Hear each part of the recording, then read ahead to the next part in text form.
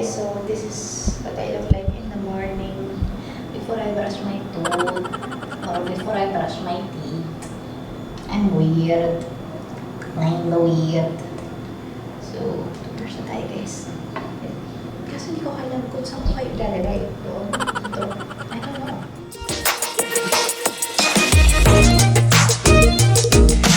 Alright guys. Gusto nyo makita kung gaano kadami ang kailangan kong gawin. Well, I'm not the only one. Marami naman akong team. Nandiyan naman ng mga kids and si JR. So, ta-da! These are all the stuff. Alam mo yung parang nag-vomit. Nandiyan yung mga gamit. Look at that. TV. Organic garden soil. Shoes. Boxes. Dining table na naka-dismantle. Mirror. More clothes. Sofa. That's what I mean, guys. Ang dami kailangan gawin. So, hindi ko alam kung saan ako mag-uumpisa. So, ang magiging strategy natin is first things first. Malamang first things second. Uunahin natin is yung nasa taas. So, we'll try to finish everything upstairs. Well, not today, pero yun yung priority natin. And then, we'll do the stuff down here in the living and dining area. Okay, guys. Let's do it. You guys are gonna lay these across like this. See the black marks? You guys need to black marks. Make sure it's straight. Oh, he's calling you a noob. Yeah, he's calling me a noob. Did I say that? Who said what? God! Let's go. Stop fighting. You know when you're doing work, you fight later on. Wow, you're a lights man. I've been there for like 30 minutes. Now I make water with it. But they put all. Really? And plus, I'm doing all the most of the wood stuff.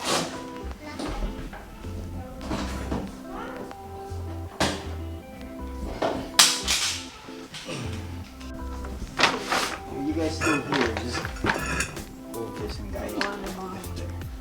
So you'll just push it? Yeah, you guys just guide it. Hi guys. Alright, so update. Bed is fixed. Finally. We have to make it pretty. Pretty or handsome?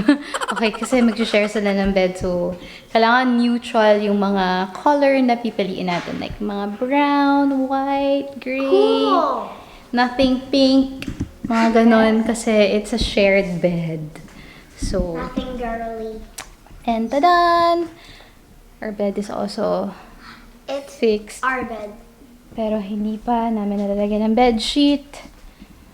And then, the bathroom, nalagyan ko na siya ng... Pretty objects that I'm starting to be I was JJ. able to put the Trolley. trash can and the trolley right here kasi wala kaming counter table here to put our stuff. So, You can hang some stuff there. we'll see. Yeah, we can hang some stuff here. The CR is pretty clean and modern, which I appreciate.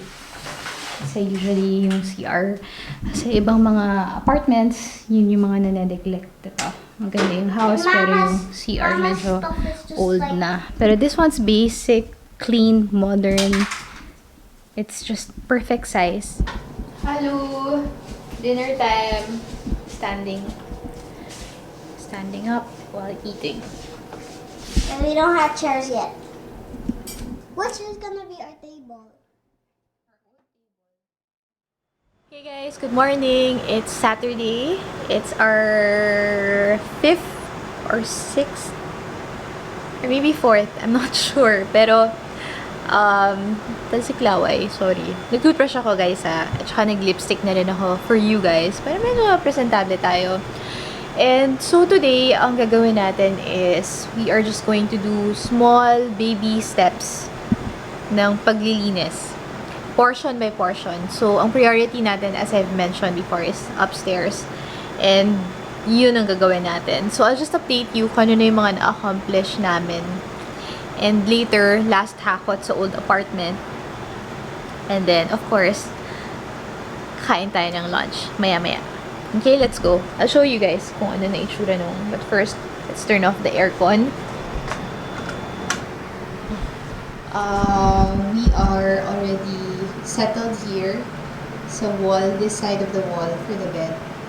And then, that's the kids' bed for now because they sleep here. Because isa pa nga lang yung aircon namin. The other aircon, hindi pa namin nainilipat.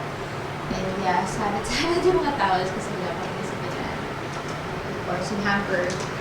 And then when you go out here, nakapalagay na kami ng mga bed sheets on this side of the cabinets.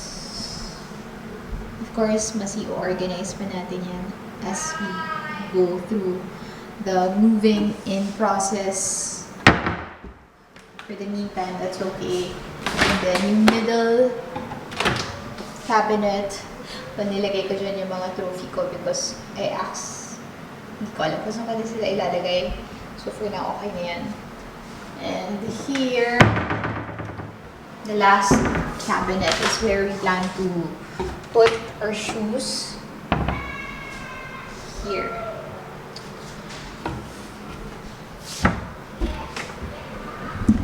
Okay, so now let's move on to the kids' room. Kagabi, we were able to fix the bed of the kids. And dito pa yung mga boxes. That's the box for giving away. These are the clothes of Maya. And then right here is the office. So the tables are here. Computer is there. And now let's take a look at the living room and dining area. Makita niyo kung gaano kadaming gamit. Okay. As soon as you go downstairs, ito ang bubungad sa'yo. We have the sofa, vanity mirror, the full body mirror, vanity cabinet, and then the TV is lying down there. Kids are playing. Hello! Hi! Okay. Alright, so let's get to work, guys.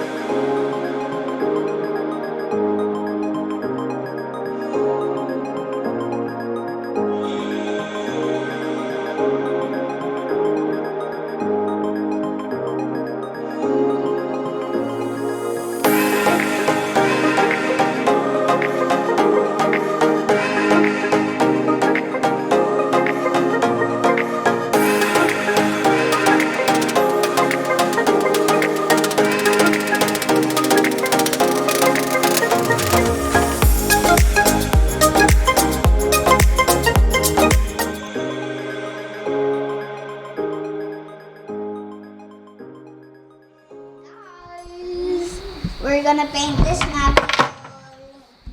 Right, Mama? Guys, we are going to give this cabinet a glow up. So, ito yung current look niya ngayon. Medyo haggard na siya. Haggard of Versosa siya. Very stained. Ilang beses na rin ito na repaint. Dami ng scratches. And this is 7 years old. 2015 to nung binili ko or pinagawa ko. And now we're gonna give it a glow up. This is the before.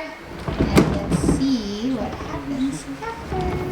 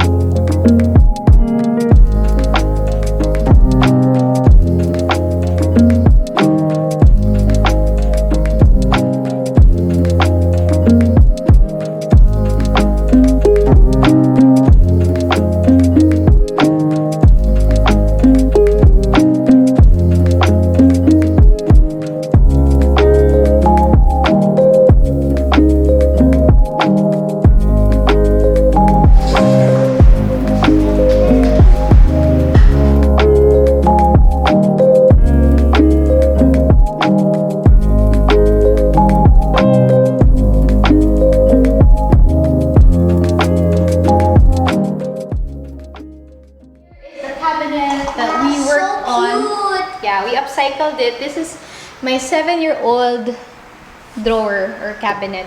Yeah, look at the stuff here. Cute. So cute. Yeah, so yan, that's how we set it up for now.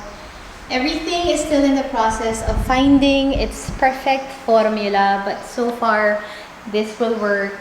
And then